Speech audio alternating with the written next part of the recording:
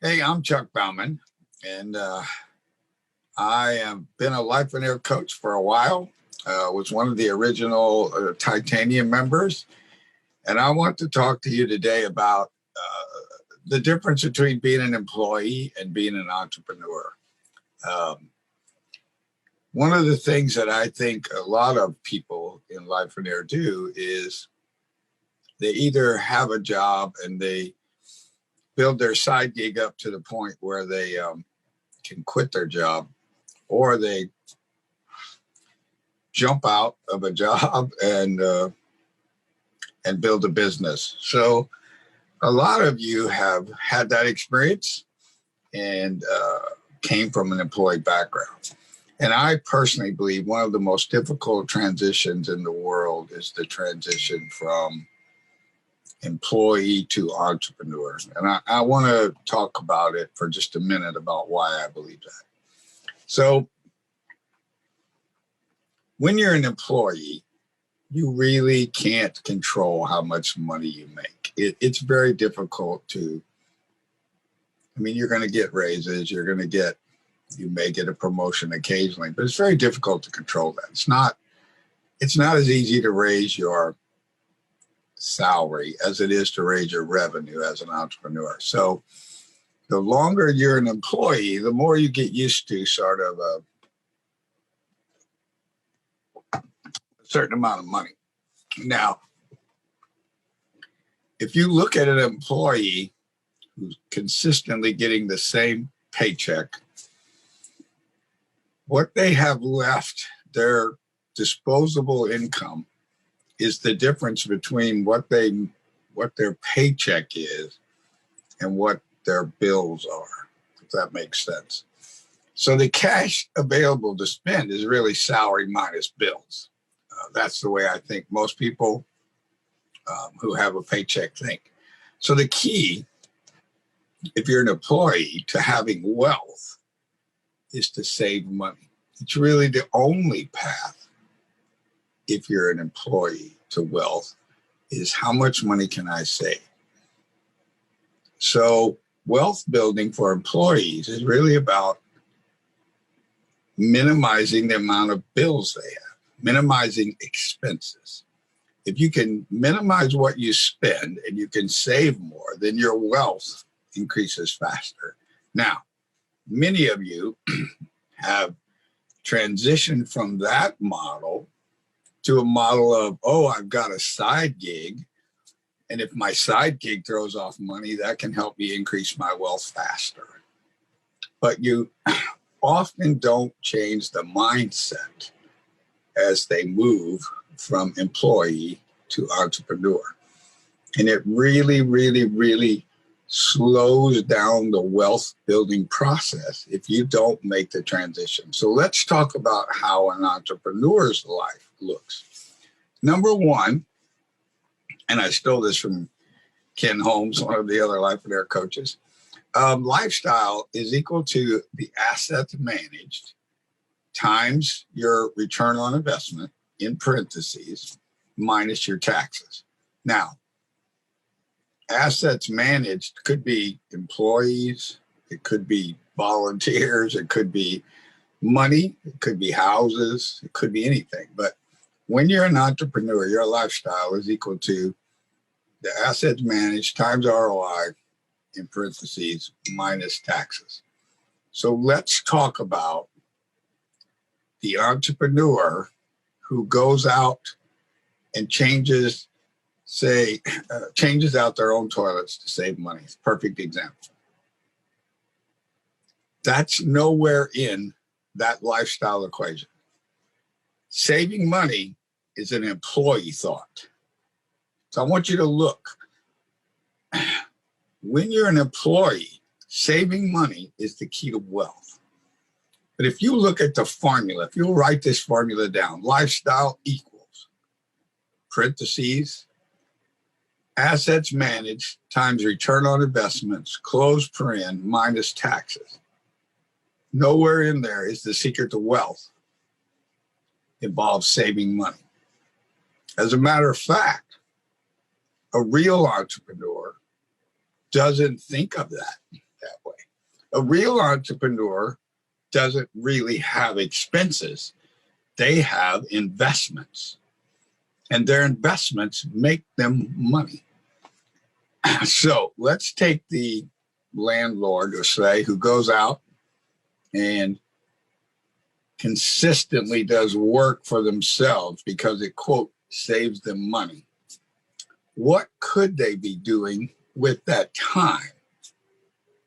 Is they could be acquiring more properties, doing things that pay them a much higher dollar per hour rate. But instead, they're locked into the employee mentality that if they save money, it's going to create wealth. And you can't save enough money as a landlord, let's say, to make a difference. But you could build a business in the time you spent saving money if you spent that money in a way that got you a return on investment. So let me give you an example. Let's say in order to live your vision, you need to make $300 an hour. You don't make $300 an hour changing a toilet. You might make $70. If you're lucky and you do it really well, you might make $75. But if I paid somebody $75 to put that toilet in, I got that hour back. During that hour, if I could find me another property, if I could operate at that higher level, I might be able to increase my income, right? And if I increase my income, that's what I'm looking for. So my return on investment for the money I spent to have the toilet replaced could be 3 or 4 to 1.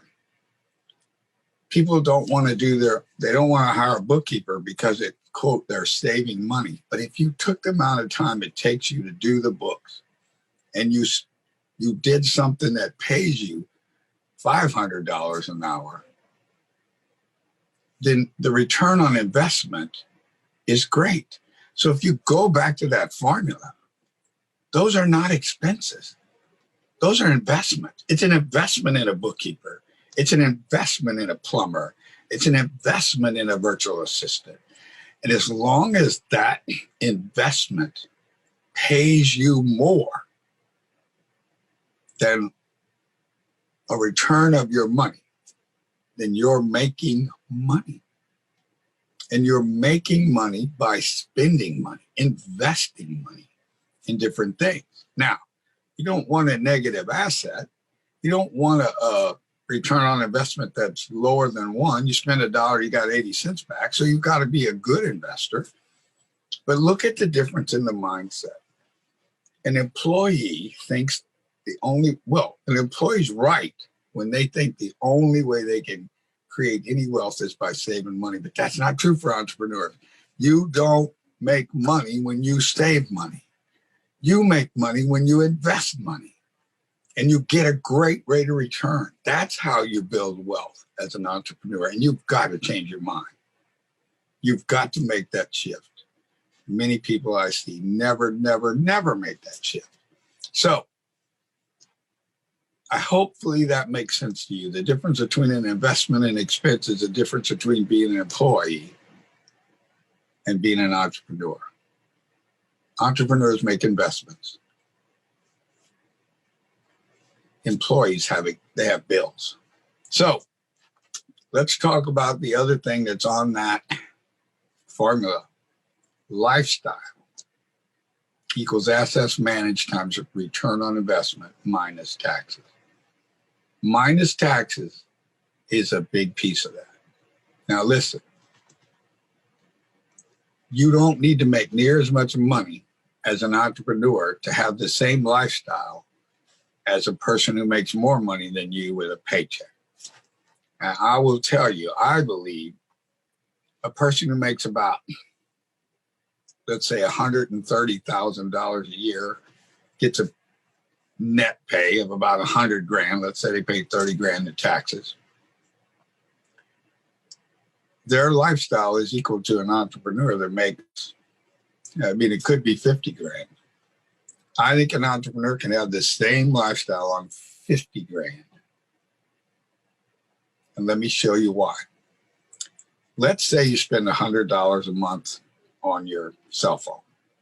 If you're getting a paycheck, you have to earn $130 before taxes in order to get paid $100.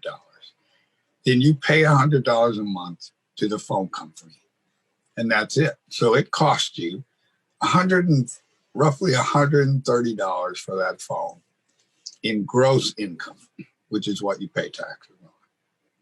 But an entrepreneur pays for that phone before they figure their taxes. So the same phone, $100 a month, costs me $70. So instead of having to earn $130 as an employee, as an entrepreneur, I can make $70 and pay for the same phone. Now, that is not an opinion. That's the way it works. My numbers can be off, but it is way less money for the things that are tax deductible that I can tax deduct as an entrepreneur that you can't deduct as an employee. So you don't need to make near as much money as you think you do to have the same lifestyle. So look, I want to review. Employees generate wealth by saving money. That is not how entrepreneurs do it. I'm not saying you can't save money as an entrepreneur. What I am saying is you need to have that money working for you. And sometimes that work is putting in a toilet, and sometimes it's doing the books, sometimes it's answering the phone, and sometimes it's buying another asset that can produce a higher ROI, right? So think about that. When you think about doing something to save yourself money, ask yourself, which mindset am I in? Because I believe you're acting like an employee, and that's not what you want. I think you want to be an entrepreneur. I appreciate you all letting me have this 15 minutes here. I hope that's been helpful. We are going to make a video that's a little longer with a few more points and some better explanations, but that's all the time we got for today, and I appreciate you listening to me. Thank you.